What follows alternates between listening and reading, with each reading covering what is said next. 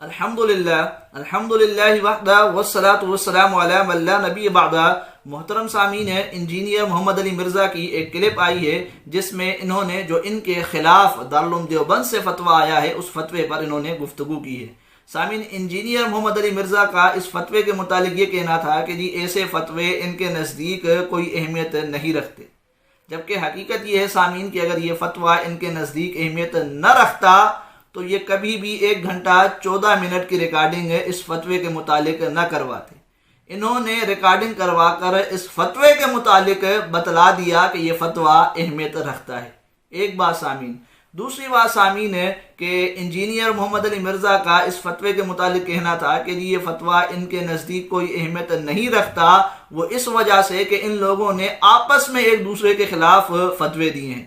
آپس میں کون سے فتوے دیے ہیں؟ مثال کے طور پہ انہوں نے حسام الحرمین پیش کی۔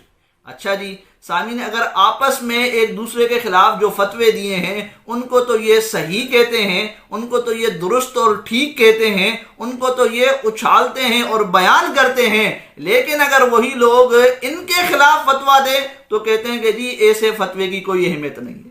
یعنی قوم شعیب کی طرح ان کے لینے کے بات اور ہیں اور دینے کے اور ہیں، کہ اگر ان کے خلاف فتویٰ آئے گا تو یہ اس کو نہیں مانیں گے، اور اگر ان کے علاوہ کسی اور کے لیے فتویٰ آئے گا تو یہ اس کو اچھالیں گے اور یہ اس کو درست کہیں گے اور یہ اس کو سراہیں گے۔ اس سے آپ اندازہ لگائیں کہ انجینئر محمد علی مرزا کی باتوں کے اندر کس طریقے سے مخالفت ہے، اپنے لیے کچھ اور دوسروں کے لیے کچھ اور۔ دو باتیں سامعین۔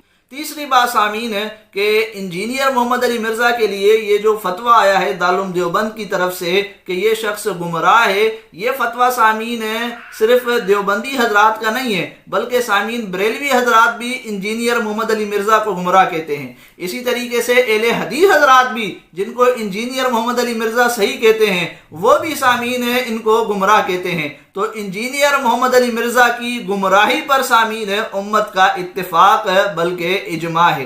3 باتیں سامعین۔ پھر چوتھی بات سامعین ہے کہ جن باتوں کی وجہ سے، جن عقائد اور نظریات کی وجہ سے انجینئر محمد علی مرزا کو گمراہ کہا گیا ہے، انہی باتوں کو دوبارہ انجینئر محمد علی مرزا نے سامعین ہے اس ریکارڈنگ کے اندر دہرایا ہے۔ مثال کے طور پہ سامعین ہے انہوں نے صحابہ کرام کے بغض میں بنو امیہ کو آل فرعون کہا ہے۔ سامعین آپ ان سے سن لیجئے۔ حضرت عثمان کے پیچھے بنو امیہ کو آپ نہیں چھپا سکتے۔ یہ 2 بندے جو ہیں نا، حضرت عثمان اور عمر بن عبدالعزیز، ان کے پیچھے بنو امیہ کے کرتوت نہیں چھپ سکتے۔ یہ 2 اسی طریقے سے ہیں جس طرح آل فرعون میں موسیٰ، یہ 2 اسی طریقے سے ہیں جس طرح آل فرعون میں موسیٰ۔ تو سامعین آپ نے سنا انجینئر محمد علی مرزا نے بنو امیہ کو آل فرعون کہا ہے، جبکہ سامعین نبی علیہ الصلوۃ والسلام نے بنو امیہ کے ساتھ رشتہ داری کی ہے کہ آپ علیہ الصلوۃ والسلام کی ایک گھر والی کا نام ام حبیبہ ہے جس کا تعلق بنو امیہ سے ہے۔ تو آپ علیہ الصلوۃ والسلام کی رشتہ داری کا بھی لحاظ نہیں رکھا انجینئر محمد علی مرزا نے سامعین۔ پھر اسی طریقے سے سامعین ہے اس کلپ کے اندر انجینئر محمد علی مرزا نے دوبارہ قادیانیوں کے لیے ایسی باتیں کی ہیں جس سے قادیانیوں کے کفر کو مشکوک بنایا جائے اور قادیانیوں کی انہوں نے حمایت کی ہے۔ سامعین آپ انہی سے سن لیجئے۔ اس ذہن میں رکھیے گا وہ بڑا بھلا زمانہ تھا، قادیانی رگڑے میں آ گئے۔ آج کے دور میں مسئلہ اٹھتا نا تو صرف قادیانی نہ پھر رگڑے میں آتے، پھر چشتی رسول اللہ کا دفاع کرنے والے، اشرف تھانوی رسول اللہ کا دفاع کرنے والے، مناظرے ایک دوسرے سے کرنے والے، یہ بھی آ جاتے گھیڑے میں۔ جاؤ بچہ بتاؤ۔